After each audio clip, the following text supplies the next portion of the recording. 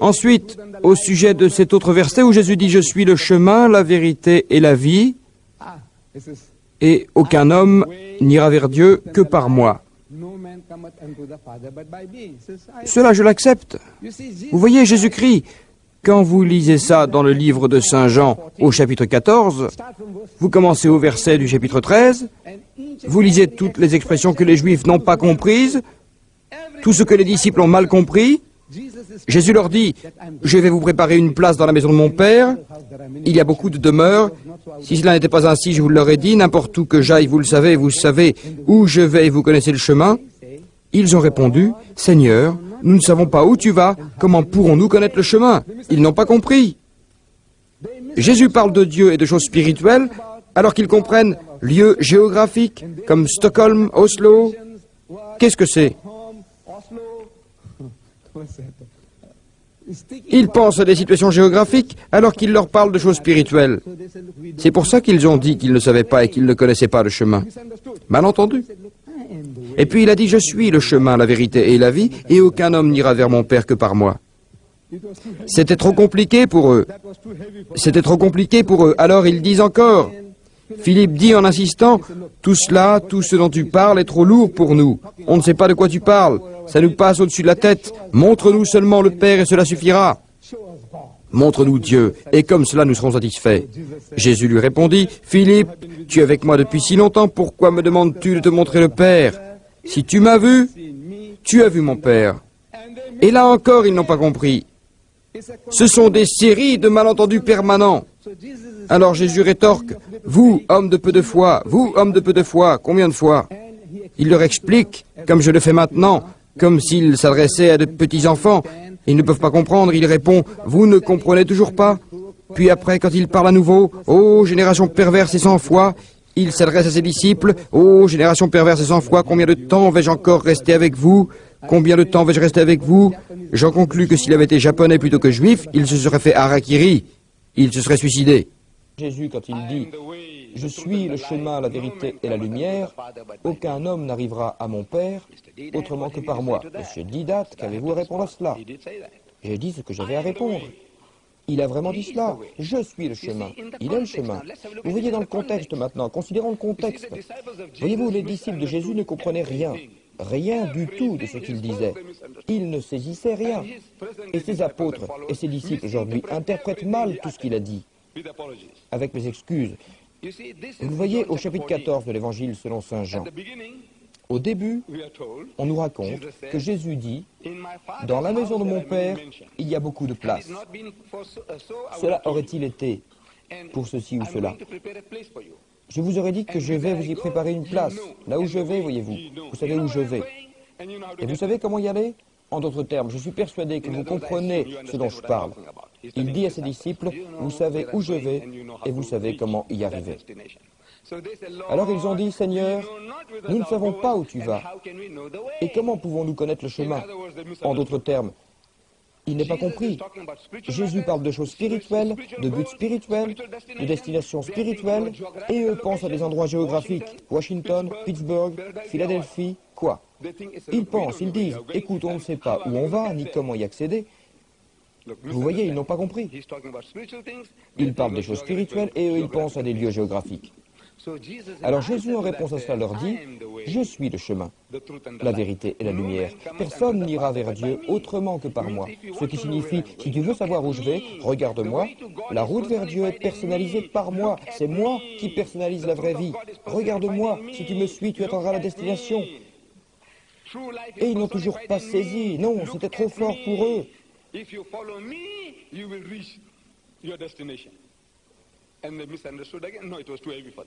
Car les disciples, les esprits simples, ne peuvent pas comprendre.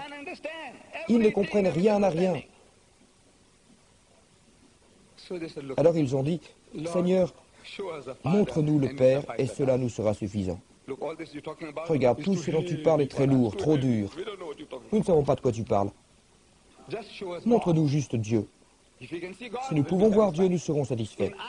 En réponse à cela, Jésus dit, Philippe, tu es avec moi depuis si longtemps. Tu devrais en savoir plus, tu es juif. Et en tant que juif, tu sais qu'aucun homme ne peut voir Dieu et vivre. On ne peut jamais voir Dieu. C'est ce que les Saintes Écritures disent, on ne peut jamais le voir. Et aucun homme ne peut voir Dieu de son vivant. Si tu vois Dieu, c'est que tu es mort. Tu es avec moi depuis si longtemps et tu demandes encore. Tu fais toujours cette requête stupide. Tu veux voir Dieu avec tes yeux d'homme quand tu ne peux même pas regarder le soleil. Il a dit, si tu m'as vu, tu as vu mon Père. Cela veut dire, si tu comprenais ce que je suis, tu comprendrais ce qu'est Dieu. Dans le même évangile de Jean, en d'autres endroits, il dit, alors qu'ils voient, ils sont aveugles, alors qu'ils entendent, ils sont sourds. Et ils ne comprennent pas davantage. Cela signifie tu vois mais tu ne vois rien. Si tu m'as vu, pas au sens physique du terme voir, parce que Philippe n'avait pas de problème oculaire. Si on avait tu, Jésus l'aurait guéri, quand il pouvait guérir les gens de la cécité. Alors pourquoi pas un disciple avec un défaut de vue? Vous voyez, il ne parle pas de vue physique. Cela signifie si tu m'as vu, si celui que tu as vu, celui qui m'a vu, si tu avais compris qui je suis, tu aurais compris ce qu'est Dieu. Tu ne formulerais pas une requête aussi stupide, vouloir voir Dieu avec tes yeux d'humain. Le chemin vers Dieu, tu sais, tous les prophètes de Dieu, en leur temps, dans toutes leurs règles, sont le seul chemin vers Dieu. À son époque, Moïse était un chemin vers Dieu. Si vous vouliez un autre chemin, les enfants d'Israël en avaient choisi un autre, celui du veau d'or, chemin par lequel 24 000 personnes furent tuées. Les Juifs qui tuent des Juifs, sur l'ordre de Dieu, détruis-les. Ce ramassis, tu sais, ceux qui adorent une vache, tue-les. Il y a un livre qui dit 23 000, d'autres en comptent 24 000 qui furent tués pour cela. Pourquoi? Parce qu'ils avaient choisi une autre route. Il n'y a qu'un chemin pour aller à Dieu. Il passe uniquement par le biais du prophète, le prophète du moment. Il vous le dit, du temps de Noé, c'est Noé qui était le chemin pour aller à Dieu. Vous voulez être sauvé, entrez dans l'arche, c'est tout. Pas de jeûne, pas de prière, même pas de zakat, pas de pèlerinage, rien. Vous n'avez qu'à entrer dans l'arche et le salut est pour vous, c'est tout. Vous vous rendez compte? Il est le chemin vers Dieu. N'importe qui y entre est sauvé, aussi bien les institutions physiques ou spirituelles. Écoutez bien. L'arche, par le prophète de Dieu. Autant de Jonas, c'est Jonas qui était le chemin. Autant de Mohamed, c'est son décret, c'est Mohamed qui était le chemin. Si vous choisissez une autre route, cela ne vous sera pas permis. Le Christ nous a dit que quand il est venu, lui, l'Esprit de vérité, il vous guiderait vers la route, vers toute la vérité. Il avait le message, il avait la solution. Mais alors il n'avait pas le temps. Le pauvre homme était dans l'urgence. Aussitôt qu'il avait ouvert la bouche, les Juifs étaient sur lui, à le saigner. Et un homme pressé n'a pas le temps de vous donner à tous son enseignement. Alors il a dit, j'ai encore beaucoup de choses à vous dire, mais je ne puis le faire maintenant. Comment cela se fait-il? Quand lui, l'Esprit de vérité, viendra, il vous guidera vers la pleine vérité. J'ai dit que l'Esprit de vérité est Mohamed, et nous sommes prêts à discuter avec vous. Ayons un dialogue. J'ai écrit un livre dont le titre est « Que dit la Bible sur Mohamed ?» Cela traite des prophètes dans l'Ancien Testament. J'ai donné une conférence sur Mohamed, le successeur du Christ. Vous pouvez la trouver en vidéocassette, mais je n'ai pas encore eu l'opportunité d'écrire ce livre. Mais Inch'Allah, si Dieu le veut, j'écrirai ce livre. Voyez maintenant, en d'autres termes, instaurons un dialogue. Qui est l'Esprit de vérité? Qui est le consolateur? Et qu'est-ce que cela signifie quand il dit « Je suis le chemin, la vérité et la lumière », il est le chemin vers Dieu, il n'est pas le but. Pour les chrétiens, il est le but. Il n'est pas le chemin. Ici, vous devez parler et raisonner comme je le vois, comme vous le voyez. Et par cela, nous pourrions atteindre à la vérité, à ce qui est réellement la vérité. Tout à l'heure, il y a eu une question qui se référait à ceci, à laquelle vous avez répondu, je suis le chemin, la vérité et la lumière. Vous avez répondu d'une manière que j'ai trouvée logique. Cependant, quelque chose m'est apparu comme la pièce manquante d'un puzzle. Quand il se réfère à « je suis le chemin, je suis la vérité, je suis la lumière », nous tous, gens intelligents, je suis sûr que nous étions prêts à voir, même en étant prosaïques, dans un certain sens, que c'est la phrase « Je suis la vérité, le chemin et la lumière ». Cela aurait-il été le cas des prophètes comme David, Salomon, etc., etc. Avant lui, cela signifierait-il qu'il a été mis au même niveau que les autres prophètes et que tous ont été le chemin, la vérité et la lumière en leur propre période historique? Je trouve intéressant qu'à aucune autre période de l'histoire, selon mes connaissances bibliques de la Bible, est-ce qu'il n'ait jamais fait état que le roi David ou le roi Salomon ou n'importe qui d'autre dans une référence quelconque ait jamais mentionné « Je suis le chemin, la vérité et la lumière ».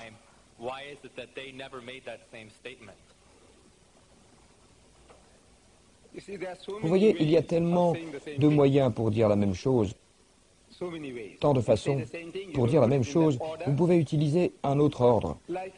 Comme ce fait précis, le salut, vous savez, être sauvé. Quand j'ai dit au temps de Moïse, alors vous devez le savoir et me dire que ce n'était pas pareil à l'époque de Moïse. Je le dis, Moïse était le chemin vers Dieu en son temps. Au temps d'Abraham, Abraham était le chemin vers Dieu. Il le dit aux gens, il dit, voyez, pour accéder à Dieu, il faut vous comporter de cette manière. Si c'est ce que vous faites, Dieu vous aimera et vous pardonnera vos péchés. Ceci étant d'autres mots. Je dis, regardez-moi, la manière dont je m'y prends, c'est la façon qu'il avait de prier. Moïse, et c'est ainsi que les gens doivent prier, ils doivent jeûner comme il le fait. Cette façon de se priver, le tout, et diable, ils doivent faire de même. Il égorge un bouc, ils doivent en égorger un également. Quelle que soit la manière de faire d'un prophète de Dieu, en son époque, les gens doivent l'imiter. Vous avez entendu, je dis, je suis le chemin, la vérité, la vie. Il doit faire la même déclaration. Jésus a-t-il fait une telle déclaration? Cela non plus, vous ne pouvez pas le prouver. Mais nous l'acceptons. Cependant, regardez, il aurait bien pu dire ça, mais l'a-t-il dit de cette manière? Quelle langue parlait-il? Nous l'avons en grec, vous l'avez entièrement écrit en grec, parlez-il grec? Ce qui n'est pas le cas parce qu'un homme juif s'adressant aux juifs leur parlera dans la langue juive. Cela aurait-il un sens qu'il aille leur parler en grec? Quand vous gardez le mot hébreu, vous voyez, cela vous montre qu'il parlait sa propre langue maternelle. Mais le reste de son évangile, de ses sermons, ne sont pas conservés dans sa langue. Aussi maintenant, nous n'allons pas éplucher tous les détails, mais pour l'essentiel, vous saisissez l'esprit de ce qu'il dit, c'est-à-dire, suivez-moi. Il dit, il n'est pas des miens celui qui ne prend pas sa croix et ne me suit pas. Portez votre croix. Voulait-il vous voir crucifié? Non. De la façon dont je prends mes responsabilités, vous devez prendre les vôtres. C'est cela que cela signifie. Il dit, en vérité, je vous le dis, très assurément, je vous le dis, sauf si votre rigueur dépasse la rigueur contenue dans les regards du Père, vous n'entrerez dans le royaume du ciel par aucun moyen. Le ciel n'est pas pour vous, à moins que vous ne soyez meilleur que les Juifs. Et je vous demande, comment être meilleur que les Juifs sans observer la loi et les commandements? Il dit, ne pensez pas que je suis venu pour abolir la loi des prophètes. Je ne suis pas venu pour détruire, mais pour l'accomplir. Car en vérité, je vous le dis, le ciel et la terre auront disparu sans qu'un seul iota ni un point n'ait disparu de la loi. Tout sera accompli. Celui qui aura servi, mais qui aura enfreint un seul de ses commandements, ou aura enseigné aux hommes de le faire, deviendra le plus petit du royaume des cieux. Mais celui qui enseignera et appliquera la loi obtiendra la meilleure place dans le royaume des cieux. Demandez à mon frère chrétien, demandez-lui, observez-vous les lois et les commandements? Il répond non. Je lui demande pourquoi pas vous? Maintenant, nous vivons un état de grâce. La loi est fixée sur la croix. Je dis, où avez-vous vu ça? Il répond, les Philippiens, les Galiciens, les Corinthiens, les Thessaloniciens. Alors qui est-ce? Qui donc? Qu'est-ce que c'est? Il dit Paul, Paul, Paul, Paul. Je dis, qui est votre Seigneur et Maître? Il répond Jésus. Je demande, qui a dit Jésus? Qu'a dit Jésus? Personne ne le sait, personne ne cite jamais Jésus. Je dis, voyez-vous, c'est ce que Jésus a dit. Tu n'es pas des miens si tu ne portes pas ta croix et si tu ne me suis pas. La façon dont je prends mes responsabilités doit être la même pour les vôtres. C'est une religion humaine qu'il prêche, non pas une doucereuse mièvre. Vous savez, une religion de lâche, où quelqu'un d'autre paye pour vos péchés. Vous attrapez le sida et c'est à Jésus qu'on fait des piqûres. Imaginez un peu. Vous attrapez des MST, c'est à Jésus qu'on fait des piqûres. Cela a-t-il un sens? Vous avez mal à la tête et Jésus prend des cachets. Cela a-t-il un sens? Non. Je dis, regardez, c'est une religion humaine. Et maintenant, vous n'avez rien compris à tout cela. Vous ne suivez Jésus, vous n'écoutez pas Jésus. Si vous écoutez Jésus, vous serez musulman. Vous suivez Paul, Paul, Paul, Paul. Il a détourné l'enseignement de Jésus et il a tout détourné. Vous n'avez pas besoin de faire quoi que ce soit de bon aujourd'hui pour être sauvé. Il vous suffit de croire au sang, dit Paul. Jésus a dit, soyez meilleurs que les Juifs, sinon pas de ciel pour vous. Je m'interroge sur les deux. Qui devez-vous écouter? Jésus dit, le disciple n'est pas plus grand que le maître. Le maître est Jésus. 1 million de disciples vous disent d'aller et de manger du porc. Vous pouvez donc manger du porc maintenant. Parce que Pierre a fait un rêve, le maître a dit, tu ne mangeras pas la chair du cochon parce que tu dois te conformer à la loi de Moïse, à la lettre. Pas un iota, pas un point. Le iota est la plus petite lettre de l'alphabet hébreu. Pas même cette petite lettre ne doit sortir de la loi. Il l'a dit. Et vous avez rejeté toute la loi. Il a dit même pas ça. Et celui qui le fera sera le dernier appelé au royaume des cieux. Homme indigne, ordure, bon à rien. C'est ce qu'il dit. Mais vous ne le suivez pas. Cependant, vous voyez, Michael Hart a écrit un livre, Michael H. Hart, ici en Amérique, à New York, maison d'édition Hart, les 100 ou bien les tout premiers des 100 meilleurs de l'histoire. Il nous a donné une liste d'une centaine d'hommes parmi les plus éminents de l'histoire, depuis Adam jusqu'à nos jours. Il vous donne une liste de cette centaine de grands noms, puis il les a classés par ordre de renommée. Qui est le numéro 1, qui est le numéro 10, qui est le numéro 39, 99. Il a placé Mohammed, paix sur lui, numéro 1. Le premier de cette centaine de personnes est Mohammed. Jésus-Christ, son Seigneur et Sauveur, Et numéro 3. Ainsi, c'est comme un décompte. Peut-être qu'un arabe influença notre ami pour lui dire de mettre Mohammed en numéro 1 et de mettre votre Dieu en numéro 3. C'est possible, mais peu probable. Cela ne viendrait pas à l'esprit d'un arabe de faire une chose pareille. Vous voyez, j'aurais souhaité qu'ils le fassent, ce genre de choses, mais ils ne l'ont pas fait. Ils ne spéculent pas de cette façon, ils ont d'autres méthodes. Pourquoi a-t-il placé Jésus-Christ en troisième position? Parce que, dit-il, l'honneur de toute la chrétienté est d'être partagé entre Paul et Jésus. En fait, c'est Paul qui est le réel fondateur du christianisme, et non pas Jésus-Christ. Vous voyez cela dans les écrits de tous les évangélistes? Que nous enseigne-t-il? Voyez, Paul. Personne ne vous parle de ce que Jésus a dit. Jésus a dit que vous ne devez même pas poser les regards sur une femme et la convoiter. Quiconque regarde une femme pour la séduire commet l'adultère en commettant l'acte en pensée. Mais il danse avec les femmes et les filles des autres. Ils prêchent cela le dimanche, ils vous mettent en transe, des sermons. Qu'a dit Jésus? Mais aussitôt qu'ils sont dehors, ils dansent avec les femmes et les filles des autres. Ils dansent avec les femmes, les fesses et les seins à l'air, et avec quelques vers pour vaincre les résistances. Et ils ne s'en préoccupent pas. Pourquoi? Parce que Jésus n'avait pas eu le temps d'expliquer. Alors il a dit, quelqu'un d'autre viendra après moi qui vous guidera vers la vérité. Et c'est cet esprit de vérité, c'est Mohammed, ce consolateur est Mohammed. Je les tire du livre des Actes au 4e chapitre, les versets 10, 11 et 12. Vous devez savoir, vous tous, vous, peuple d'Israël, qu'au nom de Jésus-Christ de Nazareth, que vous avez crucifié et que Dieu a ressuscité d'entre les morts, il est la pierre qui n'a pas été posée par les constructeurs, mais qui est devenue la pierre angulaire. Il n'y aura pas d'autre salut, car il n'y a aucun autre nom donné aux hommes sous les cieux par lequel nous serons sauvés.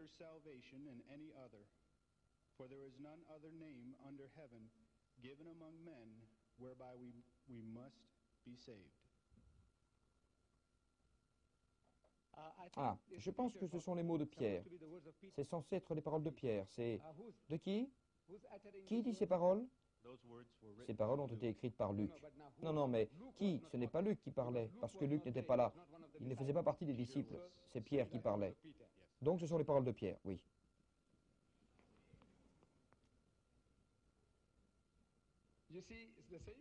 Vous voyez, c'est vrai. Vous voyez, c'est le même Pierre, au début des Actes. Vous voyez, il dit, « Vous, hommes d'Israël, écoutez ces paroles. Jésus de Nazareth, cet homme, la preuve de Dieu parmi vous, par ses miracles, ses signes et ses prodiges, pourquoi Dieu l'a-t-il fait à travers lui, au milieu de vous, que vous, vous-même aussi le savez.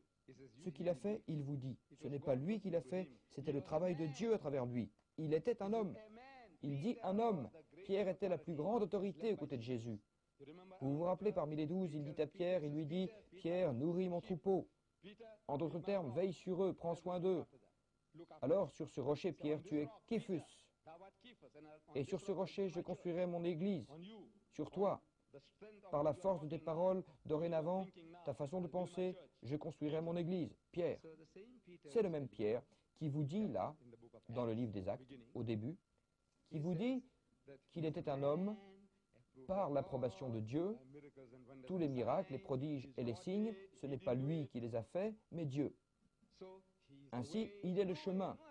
Non, pas de moyen, il n'y a pas d'autre chemin. Il a dit, voyez, la seule information que Pierre ait jamais eue était cet homme, Jésus.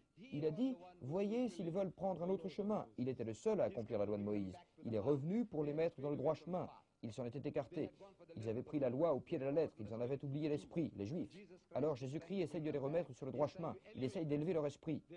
Ils prennent la loi au pied de la lettre, oubliant son esprit. Et je peux vous donner des douzaines d'exemples.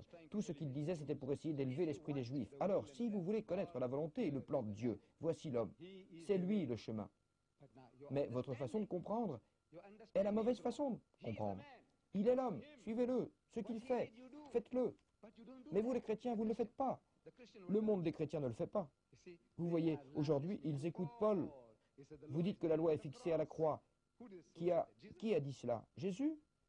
Non. Jésus a dit, maintenant vous vivez en état de grâce. Vous n'êtes plus lié à la loi. Notre frère Swagart dit, il a dit ceci. Vous avez déjà gagné le salut. Rien que par le fait de croire. Et si vous en voulez plus, ce n'est pas acceptable. cela devient de l'ingratitude de votre part. Vous dites, maintenant, voyez, je dois jeûner, je dois prier, je dois me priver, je dois restreindre ma vie. Il dit non, ce n'est pas le salut. Vous montrez de l'ingratitude. L'homme a payé le prix pour tout. Tu voles, tu tues, tu pratiques l'inceste, tout. Il a payé le prix. Tu n'as qu'à accepter la sanction, c'est payé. Où est-ce qu'il a vu cela? Où est-ce qu'il a pris cela? Jésus dit, il n'est pas des miens celui qui ne prend pas sa croix et ne me suit pas. C'est en vérité, ce qui vous rend meilleur que les Juifs, pas de ciel pour vous. C'est ce qu'il dit, votre maître. Il dit que le disciple n'est pas au-dessus du maître. Il dit, mon Père est plus grand que moi, mon Père est plus grand que tout. Il dit, les mots que vous entendez ne viennent pas de moi, mais de mon Père qui m'a envoyé. Il m'avait donné un commandement, ce que je devrais dire et prêcher, ce que je dis, c'est mon Père qui le dit à travers moi. Que dit-il? Je suis l'égal de mon Père. Il dit, mon Père est plus grand que tout.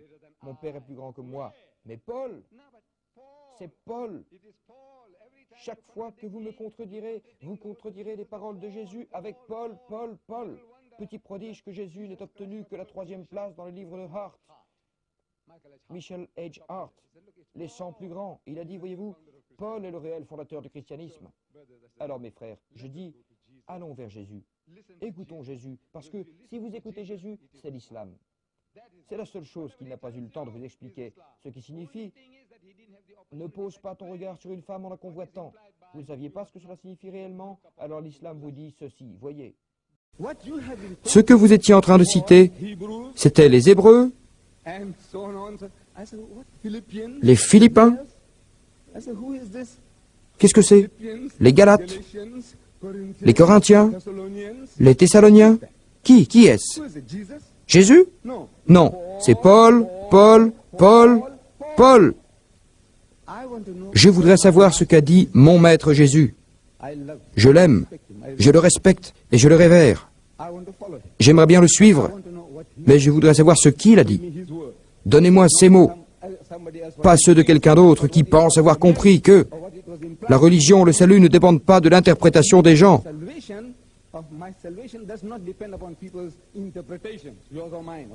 Vous ou moi ou qui que ce soit d'autre, je voudrais savoir ce que le maître a dit. Jésus dit, beaucoup d'entre vous s'adressent à moi actuellement. Vous voyez, les chrétiens se vantent, ils exorcisent les démons qui possèdent les gens, et ils guérissent les malades, les aveugles et les lépreux. C'est ce qu'ils prétendent au nom de Jésus. Demandez à n'importe quel missionnaire au nom de qui il agit, et il vous répondra au nom du Seigneur Jésus. Comment faites-vous? Il vous dira au nom du Seigneur Jésus. Amen. Amen. Maintenant, nous voulons savoir ce que Jésus a dit à propos de vous. Vous qui faites ces miracles au nom du Seigneur Jésus. Il dit dans Saint Matthieu chapitre 27 versets 22 et 23, plusieurs s'adresseront à moi ce jour-là, le dernier jour. Seigneur, Seigneur, n'avons-nous pas fait des prophéties en ton nom? Et n'est-ce pas en ton nom que nous avons chassé les démons? Et en ton nom, n'avons-nous pas fait plusieurs travaux extraordinaires? Ceux-là sont les prêcheurs qui se vantent de guérir l'aveugle, le lépreux et de ressusciter les morts, même si cela s'entend au sens spirituel. Ils font cela au nom du Seigneur Jésus. Ils disent, le Seigneur Jésus dit, que dira-t-il? Il dit, je leur dirai alors, je ne vous connais pas, éloignez-vous de moi, vous qui travaillez avec iniquité. Allez-vous-en, allez-vous-en, foutaise, allez-vous-en. Étonnant. Vous avez fait toutes ces choses, sacrifiant votre vie, votre famille et toutes choses, voyageant au Pakistan, en Indonésie, en Afrique, avec la poussière, les mouches et les maladies autour de vous, et vous avez fait tout ça, et Jésus vient vous dire, monsieur, éloignez-vous de moi, je ne vous connais même pas. Je veux que vous leur expliquiez.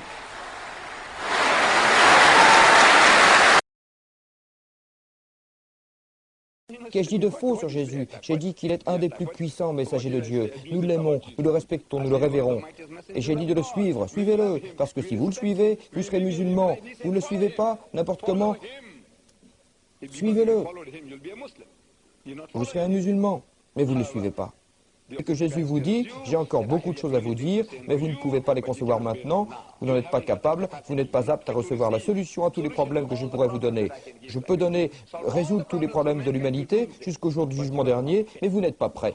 Comment est-ce possible? Comment lui, l'Esprit de vérité qui s'est incarné, peut-il dire qu'il vous guidera vers la vérité? Lui, l'Esprit de vérité. car ce n'est pas lui qui parlera, et il en sera clair pour vous que les choses vont survenir. Il me glorifiera, et je dis que cet esprit de vérité sera Mohammed. Et il est vrai qu'il glorifia Jésus en l'absolvant de calomnie de ses ennemis, aussi bien pour sa mère que pour Jésus lui-même. Et le monde chrétien ne pourra jamais revaloir à Mohammed ce qu'il a fait, ce que Mohammed a fait pour Jésus et pour sa mère. Il est le réel consolateur, le véritable avocat de Jésus-Christ.